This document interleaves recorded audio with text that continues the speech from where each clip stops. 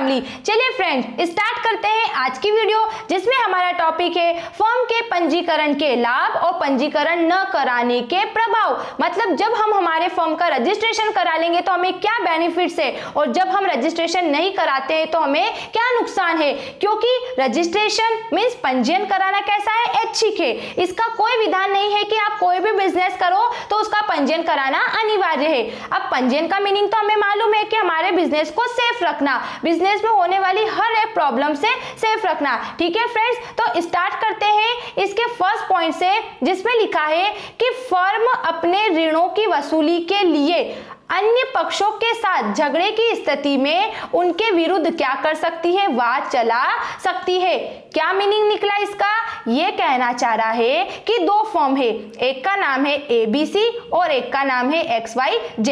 अब एबीसी क्या करता है, XYZ कंपनी को किसी प्रकार का लोन देता है। ठीक है, जैसे 1 वर्ष की अवधि के लिए देता है। अब 1 वर्ष की अवधि पूरी होने के बाद ये जो XYZ होता है ये एबीसी कंपनी को वापस से इसका लोन देने से मना कर देता है। तो ऐसी कंडीशन में ये एबीसी क्या है, रजिस्टर्ड कंपनी है, रजिस्टर्ड फर्म है, तो ये XYZ के खिलाफ वाद प्रस्तुत कर सकती है।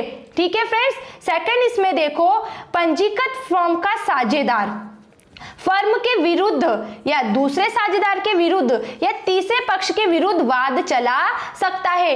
अब ये कंडीशन भी एग्जांपल से समझो, जैसे कि ये एक फर्म है। ठीक है, इसमें कितने पार्टनर्स है, जैसे 3 पार्टनर्स अपन ले लेते हैं। अब क्या होता है कि इस फर्म में लॉस हो जाता है, तो ये वाला ये ए पार्टनर से ये बी और सी पार्टनर्स को क्या करता है, लोन देता है। मतलब लोन है तो तीनों के बीच डिस्ट्रीब्यूट तो होता है कि इतना इतना लोन सबको भुगतान करना होगा।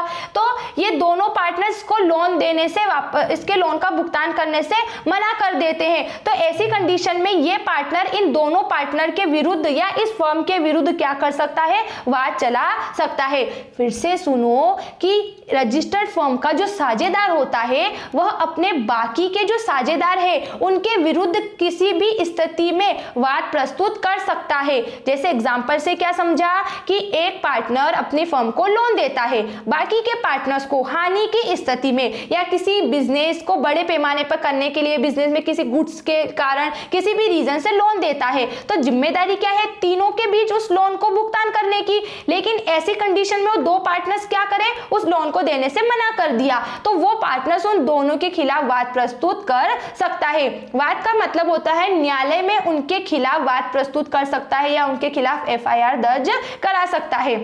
ठीक है फ्रेंड्स, थर्ड देखो, इसमें नया साझेदार अपने अधिकार व लाभ के लिए वाद प्रस्तुत कर सकता है। बिल्कुल कर सकता है कि जब कोई पार्टनर्स होते हैं, जैसे फर्म में ऑलरेडी कितने हैं, 2 पार्टनर्स है। ठीक है, अब ये जो थर्ड पार्टनर आता है ये कैसा है, न्यू है, और ये कितने 50,000 की कैपिटल के साथ 50,000 की कैपिटल लेकर बिजनेस में आता है। ठीक है, तो अब इसको 50,000 पर कुछ तो बेनिफिट होना चाहिए ना। अब फर्म को लॉस हो रहा है तो इस न्यू पार्टनर को प्रॉफिट तो दिया ही नहीं जा रहा है, तो ऐसी कंडीशन में ये इनके खिलाफ वाद प्रस्तुत कर सकता है।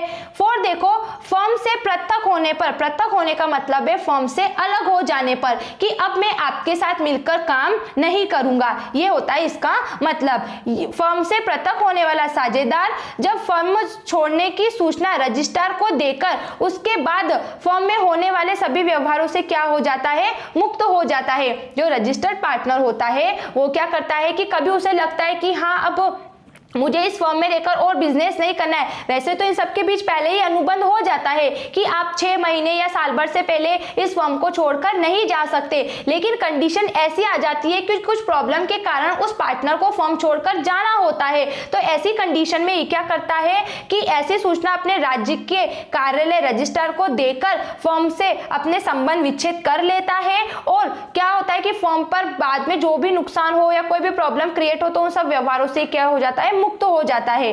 लास्ट इसमें देखो 5th, ऋणदाता अपने ऋण की वसूली के लिए साझेदार के विरुद्ध वाद प्रस्तुत कर देता है। ऋणदाता मतलब होता है या तो कोई, फर्स्ट पॉइंट में हमने पढ़ा, या तो कोई एक फर्म दूसरी फर्म को ऋण दे रही है, या फिर एक पार्टनर अपने बाकी पार्टनर्स को फर्म को लॉस से बचाने के लिए या किसी प्रकार की कुछ जरूरत है उसके लिए ऋण देता है और वो ऋण की उससे वापस से भुगतान नहीं होता है तो उसके खिलाफ वाद प्रस्तुत कर सकता है। Clear friend? अब जानिएंगे फर्म का पंजीकरण न कराने के प्रभाव। ठीक है, कि जब फर्म पंजीयन न कराती है तो उससे उसे क्या नुकसान है। पहला, कोई भी साझेदार किसी अन्य साझेदार के विरुद्ध न्यायालय में वाद प्रस्तुत नहीं कर सकता। जैसे वो पार्टनर्स मिलकर कोई बिजनेस कर रहे हैं, उनके बीच कोई मतभेद हो गए किसी भी बात को लेकर, तो उसका सॉल्यूशन, उनकी हेल्प कोई भी नहीं करेगा। उसने अगर ऋण दिया है, बाकी के पार्टनर उससे उसके ऋण का भुगतान नहीं कर रहे हैं, तो भी वो कुछ नहीं कर सकता। दूसरा है, साझेदार अपने हितों की रक्षा के लिए फर्म पर वाद प्रस्तुत नहीं कर सकता। ठीक है, कोई भी साझेदार है, ठीक है, वह किसी भी कंडीशन में फर्म पर किसी भी प्रकार का वाद प्रस्तुत नहीं कर सकता है कि यार इस कंपनी ने मेरे साथ धोखा किया या इस फर्म ने मेरे साथ धोखा किया, क्योंकि फर्म तो रजिस्टर्ड है ही नहीं। अगर वो किसी को बोलता भी है या कहीं पे इसकी रिपोर्ट भी करवाता है तो कोई उसकी हेल्प नहीं करता, क्योंकि वो बोल देता है कि फर्म रजिस्टर्ड है ही नहीं, रजिस्टर्ड होने की कंडीशन में हम आपकी हेल्प नहीं कर सकते। थर्ड देखो, एक अपंजीकृत फर्म, अपंजीकृत मतलब होता है जिसने अपना पंजीयन न कराया हो वो अपंजीकृत, और जो अपना पंजीयन करा लेती है वो पंजीकृत फर्म कहलाती है। ठीक है, तो एक अपंजीकृत फर्म अपने साझेदारों के विरुद्ध किसी भी छल कपट की स्थिति में वाद प्रस्तुत नहीं कर सकती। जैसे पार्टनर्स चीट कर ले, कि देख लेते हैं कि जैसे कि यहाँ पर दो पार्टनर है, एक है राम और एक है मोहन।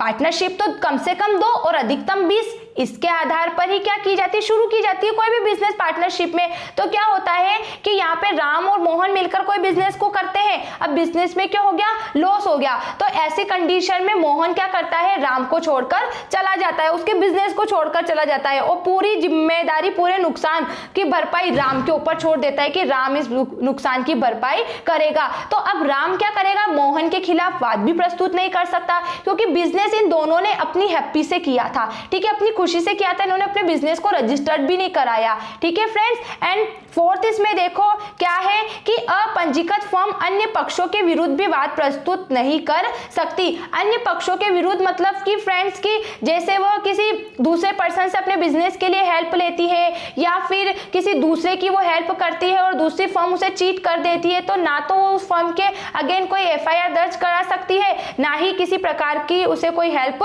मिलती है। एंड लास्ट है इसमें फ्रेंड की अपंजीकृत फर्म अन्य पक्ष अपंजीकृत फर्म पर अन्य पक्ष वाद प्रस्तुत कर सकते हैं, उन्हें फर्म के अपंजीकरण का कोई प्रभाव नहीं पड़ता। कहने का मतलब है कि जिस तरीके से हम किसी दूसरे के खिलाफ वाद प्रस्तुत कर सकते हैं, उसी तरीके से कोई अन्य व्यक्ति भी हमारी फर्म पर हम वाद प्रस्तुत कर सकती है। जैसे हम जो भी बिजनेस कर रहे हैं, जो भी काम कर रहे हैं, अगर उससे किसी प्रकार का किसी भी कस्टमर को कोई नुकसान हो जाता है या कोई पार्टनर को लॉस होता है, तो वो भी हमारे फर्म में FIR दर्ज करा सकती है। ठीक है फ्रेंड्स, तो आज की वीडियो में हमने जाना फर्म के पंजीयन कराने के क्या फायदे हैं और हम पंजीयन नहीं कराते तो इसके क्या नुकसान है। अगर आपको कोई भी पॉइंट में डाउट लगता है तो आप मुझे कमेंट्स बॉक्स में जरूर लिख के बताइएगा। Thanks for watching this video, bye bye.